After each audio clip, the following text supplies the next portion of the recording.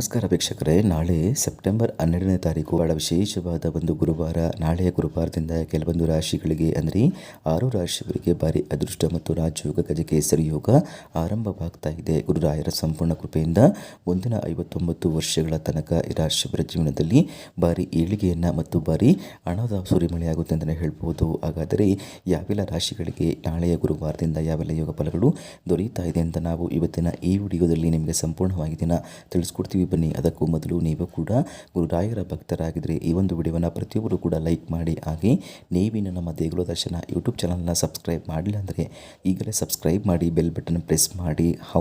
ಓಂ ಶ್ರೀ ಹೊರನಾಡು ಅನ್ನಪೂರ್ಣೇಶ್ವರಿ ಜ್ಯೋತಿಷ್ಯ ಪೀಠ, ಪಂಡಿತ್ ಶಶಿಧರ್ ಭಟ್. ನಿಮ್ಮ ಜೀವನದ ಸಮಸ್ಯೆಗಳಾದ ವಿದ್ಯೆ, ಆರೋಗ್ಯ, ಹಣಕಾಸು, ಅತ್ತೆ ಸೊಸೆ ಕಿರಿಕಿರಿ, ಪ್ರೀತಿಯಲ್ಲಿ ನಂಬಿ ಮೋಸ, ಸ್ತ್ರೀ ಪುರುಷ ವಶೀಕರಣ, ಶತ್ರುನಾಶ, ಹಣವಶ, ಇನ್ನು ನಿಮ್ಮ ಜೀವನದ ಅನೇಕ ಸಮಸ್ಯೆಗಳಿಗೆ ಇಲ್ಲಿದೆ ಶಾಶ್ವತ ಪರಿಹಾರ. Mobile number 9900076444.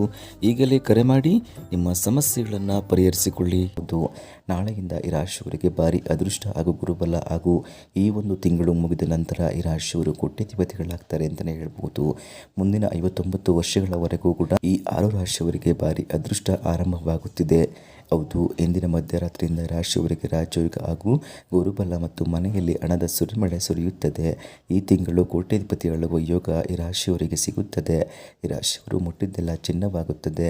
ಈ ರಾಶಿಯವರ ಜೀವನದಲ್ಲಿ ಭಾರಿ ಬದಲಾವಣೆ ಆಗುತ್ತದೆ. ಸ್ನೇಹಿತರೆ, ಇನ್ನು ಯಾವುದೇ ಕೆಲಸಗಳನ್ನು ಮಾಡಿದರೂ ಕೂಡ ಅದರಲ್ಲಿ ಗುರುರಾಯರ ಅನುಗ್ರಹ ಮತ್ತು ಆಶೀರ್ವಾದ ಇರೋದ್ರಿಂದ ಆ ಒಂದು ಕೆಲಸದಲ್ಲಿ ಯಶಸ್ಸನ್ನು ಕಾಣಲು ಸಾಧ್ಯವಾಗುತ್ತದೆ.